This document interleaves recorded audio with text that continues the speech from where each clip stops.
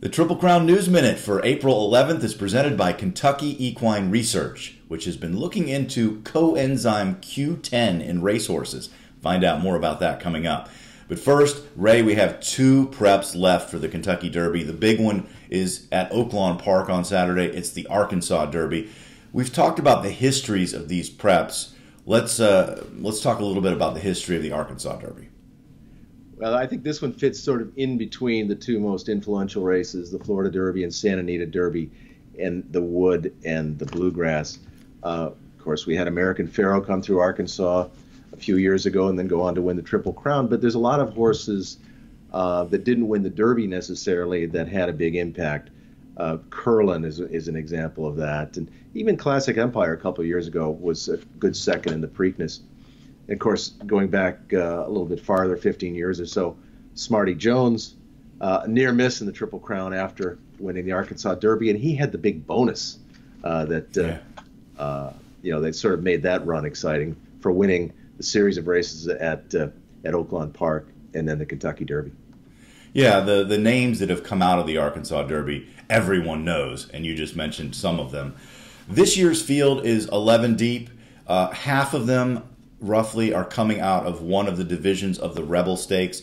The most prominent one is, of course, trained by Bob Baffert, Improbable.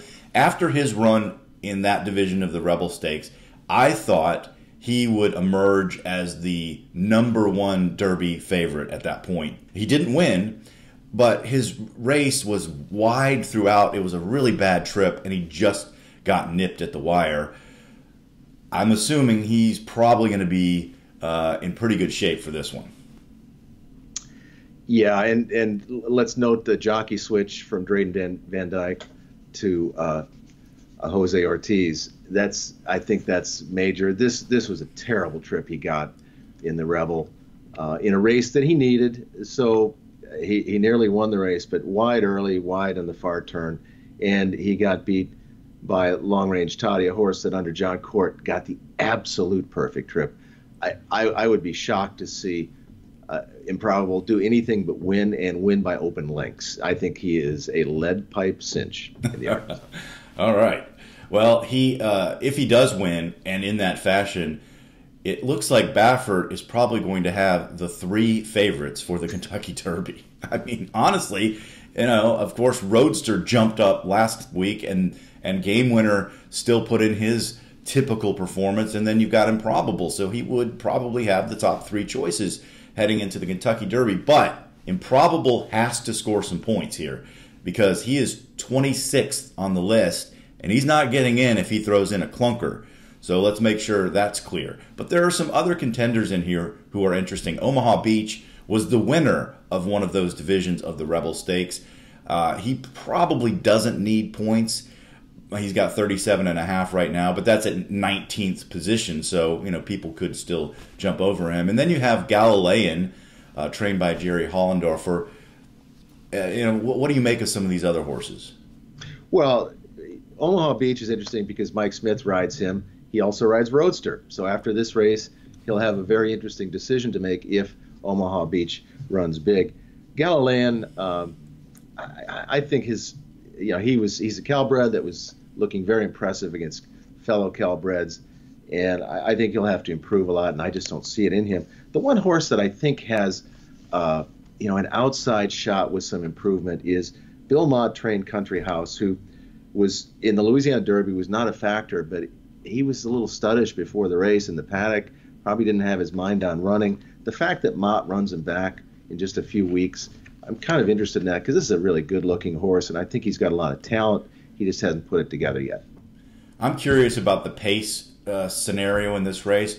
It looks like Gray Attempt coming out of a shorter race is going to be on the lead, and then there's a pack of horses that kind of could have the lead or close to it that are going to be sitting behind, including Improbable in that pack and a few others. So I see the potential for a hot pace, but those horses could also back off and let Gray Attempt go. And then we'll see a horse like Long Range Toddy, who made a great run. You said he got the perfect setup, maybe, but it was still a nice run down the stretch, and he has improved every single race. And it's a great story with John Court and Willis Horton, and he doesn't need points to get in, but I fully expect him to be running in the stretch and make it interesting. That's going to do it for this edition of the Triple Crown News Minute, presented by Kentucky Equine Research. We'll talk to you tomorrow. One of the exciting new substances that we're studying is coenzyme Q. And coenzyme Q is a naturally occurring substance that is used for both enhancing aerobic metabolism, and it also serves as an antioxidant. We've already done studies on it here at the Performance Center, got some pretty exciting results, and we think this is going to be a really interesting product or nutrient for the future of performance horses. One of the things that we try to do with any of our products is solve problems, and there seems to be a problem in thoroughbred racehorses that is signaled by high levels of a specific enzyme in the blood called GGT. We think that it might be related to oxidative stress, and we think that Nano Q10 may play a role in helping to prevent some of the problems that we see. That's truly what KER is about, and that is testing our products, doing research, and then applying that research in the real world.